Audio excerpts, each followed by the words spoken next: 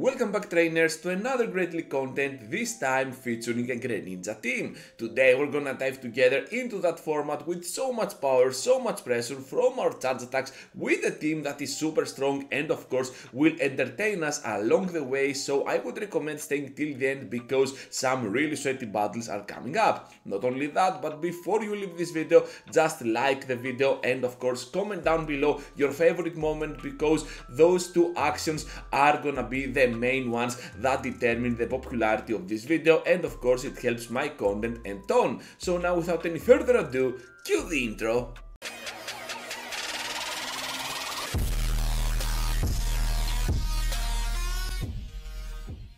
Let's begin today's content with Clodsire up in front, but unfortunately for us we do not have neither a Megahorn nor a Sludge Bomb, so this means that up against grass types we might be in a pickle. So we're just gonna take the moves though, because we take neutral damage from those grass moves, and to be fair we are already there to that Stone Edge, not only one but two as it seems, since my opponent is getting kinda greedy. So they're gonna be dropped pretty low here, and at this point I'm pretty sure that my Clodsire has already done its job. Serperior is a bad lead that you need to go ahead and sacrifice your Clodsire for the greater good and then bring your Cresselia into the game, try to tank as much energy as possible, and right after you can easily snipe them down with your Greninja if you are kinda in a very good position, because it all depends on what they might be having at the very end, but seeing the grass type up in front, I'm pretty sure that they might be kinda weak to water moves.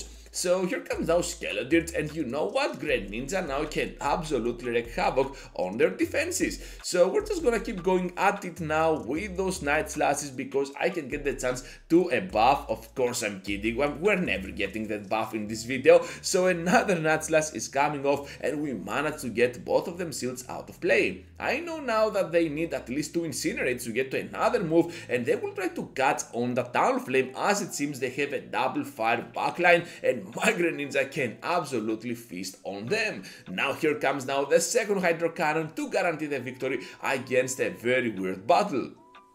Into the next one now with that Ferrothorn up in front. Of course we can have the upper hand here, but at the same time they can easily finish us off because this Pokemon with those Power Whips, they can get super smart, super fast actually, not super smart over there with those 4 of Bullet Seeds. Here comes the first one, gonna do some decent damage to be fair, but at the same time they want to switch out to Galvantula. I don't know what they're doing here, this is kind of a questionable switch I guess, but still I can understand from their actions that they might be extremely weak to my Clodsire. Not a lot of trainers will be prepared for that Pokemon. You're gonna see that in no time you can have the upper hand against most meta relevant Pokemon, something like the fire types that we saw before, Galvantula over here, or even something like a Bastiodon or a Galarian Stunfisk. So Clodsire is gonna be eventually a very strong Pokemon against the entire meta and especially against Lantern. So over here we managed to switch out to our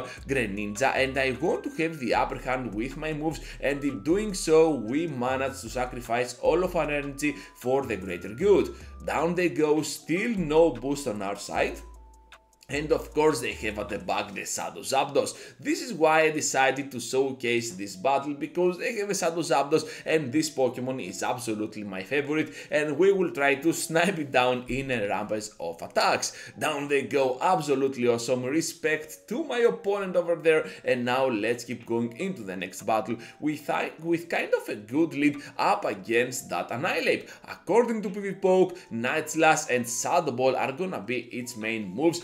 However, I think that Ice Punch is gonna be a much better one. Anyways, on the switch we're meeting up with the Slowbro, and I know that this is just another Surf, so eventually we manage to completely farm down, even though we resist those confusions by a lot. So now Night Slash will do a decent amount of work on their lead option, but to my surprise they bring that Dugong up in front. So all we can do here is to go ahead and spam those Night Slashes. We took the most most unnecessary boost ever over there. We could not take any advantage of that because my Water Shuriken was still resisted, and now that Cresselia is coming into the battle, we can rely on it for the closing part instead of Greninja. So Icy Wind is coming up, we can absolutely take those moves, nothing to worry about. Moonblast now will most likely connect on that Pokemon. Since we are debuffed, I guess they can take at least one move, and right after, by blocking correctly the Shadow Ball, we can absolutely stand victorious over my opponent.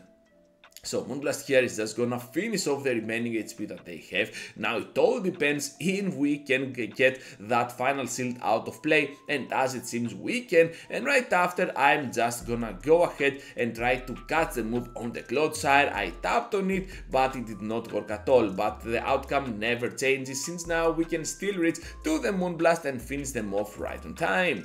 Into the next battle now against Pokemon over here with the Whiscash up in front. This Pokemon is very bad for us. Okay, it has very good outcomes against any version of my Clodsire, can absolutely wreak havoc on my backline's defenses with its moves, and especially when it's Shadow, it can do so much more work under shielding. And now that I do not even have Grass Knot on my Cresselia, well, they can definitely take advantage of that. Hopefully for me though, I have the Future Sight, but for some reason I lagged over there and I cannot even press it, which is kind of a big game changer for this battle.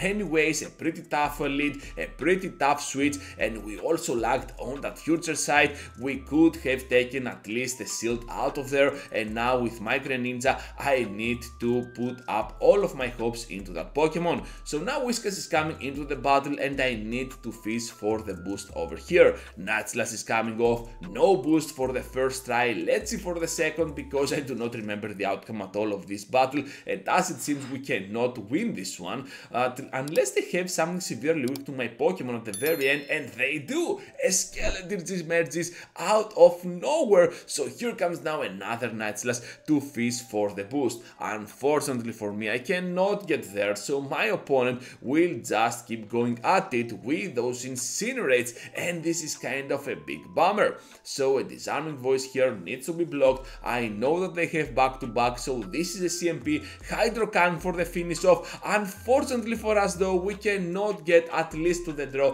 because of how good those Matshots can become out of that Whiscash, especially on Shadow mode. Into the next battle now, with the Lantern up in front, and my Clodsire needs to do all the work over here. To my surprise, this is gonna be a very equal battle, a very even one, because they can still survive one Earthquake while they can go ahead and push even more with those Surfs. Perhaps I could block here and still farm down, because as it seems staying in there with that Lantern of theirs means that they might actually be weak at the back to my Clodsire as well, and look at that, they have a Goodra coming in as a safe switch. Perhaps I need to try out my Goodra as well. This Pokemon is pretty good as a safe switch, especially with Power Whip to finish off those water types as well, which are the safest Pokemon to be fair out there. Anyways though, they still have Skarmory, and I know that I need to protect my Greninja for the end game with those two shields, so I'm not gonna block anything that they're gonna throw. Down goes my Pokemon, now Greninja goes in, and I can easily charge up a lot of energy in the process. Look at the trainers, the Brave Bird is coming up. I don't know what they were thinking, but still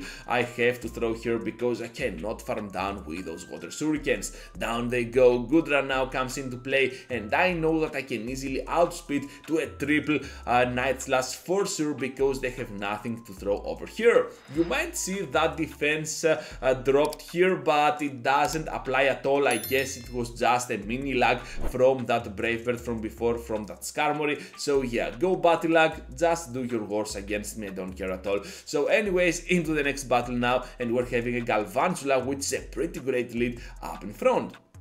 Not only that, but we also get the Whiscash on the switch, which means that they might be having another hard check for my Clodsire at the very end. Perhaps something like a Swampert if they're playing that double Mud Boy backline, which is something that I haven't seen in action since season 10, season 9, I don't know, but it has been quite a few seasons till I saw that in action. So they managed to block both of my Moonblast. Perhaps they were thinking that I have a Grass Knot not, but I do not, so down I go, and we definitely have here the upper hand with those shields, but unfortunately for me, they have flipped around that very good lead that I was having. So if they have a Mad Boy at the very end, perhaps we might be in a pickle, but only time will tell over here, since we can go ahead and block right now for the first time into this battle. Greninja is gonna get out of here with those water shurikens, farming down completely the Whiskas. Now Galvantula comes into the battle, and of course they have that amazing Cresselia of their own at the very end. So no double Mad Boy. Hopefully for us we can survive even the future side here, but instead they throw that Grass Knot. Perhaps they have the Grass Knot and Moonblast version of Cresselia, which is the best option for us, because Clodsire is gonna resist those moves and we can absolutely guarantee the knockout. To my surprise here, the Aurora Beam is coming up, so much damage from that super effective move. Down they go eventually, and look at that, trainers, we have access now to that Hydro Cannon. We're gonna put them severely low, and now Clodsire has to return into the battle to close this one with those heavy mud shots that are gonna do severe damage to their HP levels. Into the final one now, trainers.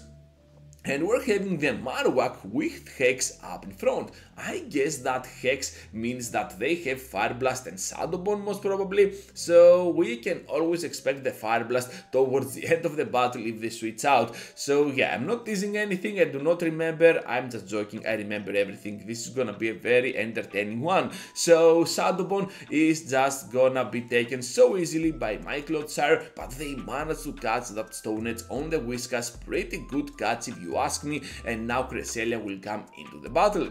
I know that I do not have Grass Knot, okay, but still I decide to come into the battle with my Cresselia, because as it seems that Marowak will actually finish off my Cresselia if I'm not careful, and on the plus side, even without Grass Knot, we can still guarantee the knockout with our moves. So now with the Moonblast, we managed to take out these Whiskas without spending a shield. This is absolutely awesome for us, and now future side for some heavy pressure on their end. They want to block, this is absolutely awesome for us, and even if that is gonna be a Fire Blast, I want to block. Look at that crazy block on the Fire Blast, and before they reach here to the Shadow Bone, we're just gonna press our Night Slash to finish them off.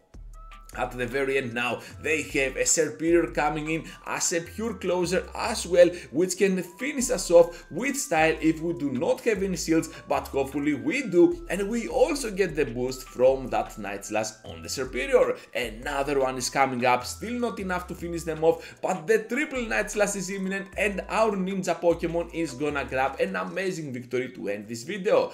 As I have already said in the beginning of this content, be sure to leave a like and leave a comment below this comment section, because it is gonna help this video a ton moving forward on YouTube. And with that said, I have two videos over here for you to check out, so feel free to check them out, and I will catch you up later into the next one.